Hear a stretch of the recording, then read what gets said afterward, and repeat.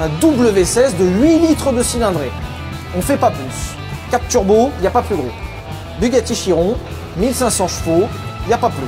Bah si. Bah non. Ben si. Donc le concept du moteur, c'est un piston qui remonte dans une chambre qu'on appelle un cylindre. Ce piston remonte, comprime de l'air. Explosion pour les novices, combustion pour les relous. Ça crée un mouvement, le mouvement qui fait tourner les roues, etc. Le terme cylindré désigne en fait la taille de ce même cylindre. En position basse, le piston dégage un espace. Cet espace est mesuré en centimètres cubes, en centilitres si vous préférez. Et le total additionné de chaque cylindre donne la cylindrée globale du moteur. Par exemple, dans un moteur de 2 litres de cylindrée, un 2 litres TDI, on trouve 4 cylindres de 500 cm3 chacun, de 50 centilitres chacun, et donc de 2 litres de cylindrée. Des cylindres, on peut en mettre autant qu'on veut. Et la plupart du temps, on en met 4. Pourquoi on en met 4? Parce que les moteurs modernes sont des moteurs à 4 temps. C'est-à-dire qu'on divise le mouvement du moteur en 4 temps cycliques, ça se répète en permanence. Et l'idée, c'est que si vous avez un cylindre qui fonctionne par temps de combustion, théoriquement, il n'y a pas de temps mort dans le moteur. Et donc, vous avez un moteur qui s'équilibre naturellement. C'est l'architecture la plus basique et surtout la plus répandue aujourd'hui dans le monde de l'automobile. On trouve rarement moins. Et effectivement, sur les motos, on trouve des architectures à moins de cylindres. Pourquoi on trouve ça? Parce que les cylindrées sont plus basses, donc les vibrations sont plus contenues. Et surtout qu'une moto vibre, ça pose pas vraiment de soucis en fait. Quand tu achètes une moto, tu t'attends à ce qu'elle vibre. Donc sur une moto un peu sportive, si elle vibre, eh ben c'est pas forcément étonnant. Et on peut se permettre d'avoir des moteurs plus petits avec moins de cylindres. Aussi pour la simple et bonne raison que sur une moto, le poids c'est important. Moins il y en a, plus la moto est performante. Sur une voiture, on a moins cet inconvénient du poids, donc on peut se permettre d'avoir des moteurs plus ronds, plus lisses, et donc des 4 cylindres. Effectivement, il existe des moteurs avec moins de 4 cylindres, des 3 cylindres normalement. Ça s'appelle le downsizing. Et c'est très intéressant. Le 4 cylindres a aussi un avantage, c'est que c'est relativement compact. C'est-à-dire qu'on peut le caser sous n'importe quel capot de quasiment n'importe quelle voiture. On fait effectivement plus de moteurs en ligne, notamment les 6 cylindres en ligne, qui sont une spécialité de BMW. Donc c'est un 4 cylindres avec 2 cylindres en plus. C'est un moteur plutôt noble. Alors effectivement, il y a des voitures avec encore plus de cylindres, des 8, 10, 12 cylindres, 16 cylindres même. Mais étonnamment, on les met pas en ligne pour une raison très simple. C'est que caser 8, 10 ou 12 cylindres en ligne sous le capot d'une voiture, ça fait beaucoup. Et donc à un moment, quand il faudra faire ton créneau, quand tu auras un capot qui fera 5 mètres de long, ben ça va être compliqué. C'est pour ça qu'on a inventé l'architecture en V. L'architecture en V, c'est qu'on va organiser les cylindres autour d'un V, autour d'un seul vilebrequin central, et que les cylindres vont s'organiser de cette façon. Tac, tac.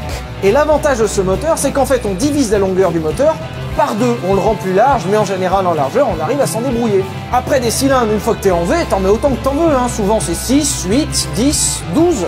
Autre architecture qu'on retrouve dans le monde de l'automobile, c'est les cylindres à plat. On appelle ça des moteurs boxers qu'on retrouve principalement chez deux constructeurs, Subaru et Porsche. Les moteurs à plat permettent d'avoir un centre de gravité très bas, c'est-à-dire que les cylindres sont opposés et donc par exemple chez Porsche, on peut mettre les moteurs avec un centre de gravité très bas, ce qui améliore la tenue de route de la voiture. Petite anecdote d'ailleurs, notre 2 chevaux national était un bicylindre à plat. On était dans les premiers à avoir fait ça. Et c'était bien, c'était costaud une 2 chevaux. Dernière architecture qu'on retrouve, c'est les moteurs en W. Alors le moteur en W, c'est un peu particulier. C'est toujours le concept du moteur en V, sauf qu'on va aligner plusieurs rangs de cylindres sous les mêmes culasses. C'est un moteur un peu complexe qui aujourd'hui n'existe plus que dans le groupe Volkswagen, chez Bentley en 8 et 12 cylindres et chez Bugatti, qui au passage est aussi le plus gros moteur de la production mondiale, un W16 de 8 litres de cylindrée. On fait pas plus. 4 turbos, il n'y a pas plus gros. Bugatti Chiron, 1500 chevaux, il n'y a pas plus. Bah si. Bah non. Ben si. Bah non. Eh si. Bah non. Eh ben vas-y, dis-moi là. Des Golf Mark II stage 27 qui donnent des 2800 chevaux.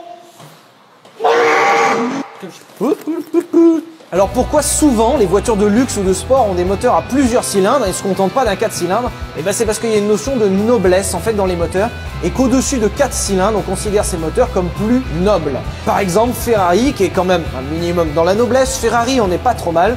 Ferrari sur l'architecture favorite c'est le V12. Pourquoi V12? Parce que c'est la noblesse incarnée dans le monde des moteurs et donc une Ferrari digne de ce nom c'est du V12.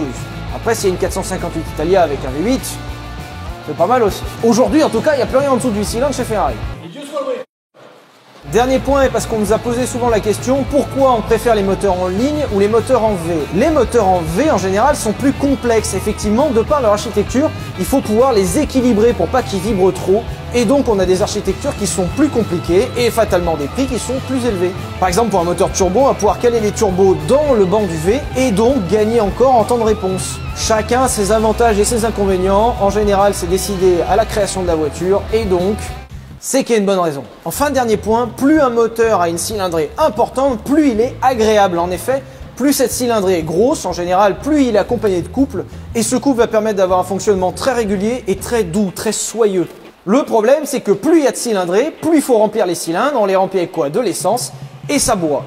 Résultat, aujourd'hui, on essaye de réduire la cylindrée, donc c'est pour ça qu'on ne trouve plus de monstres comme ça à 8 litres de cylindrée, et qu'on préfère par exemple un V8 4 litres biturbo qui va délivrer le même genre de puissance avec effectivement moins de consommation.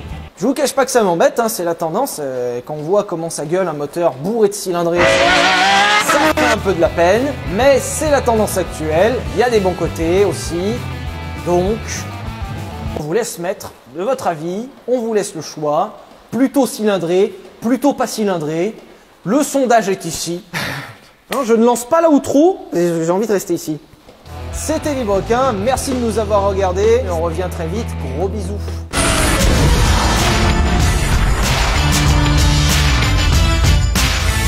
Petite translation latérale.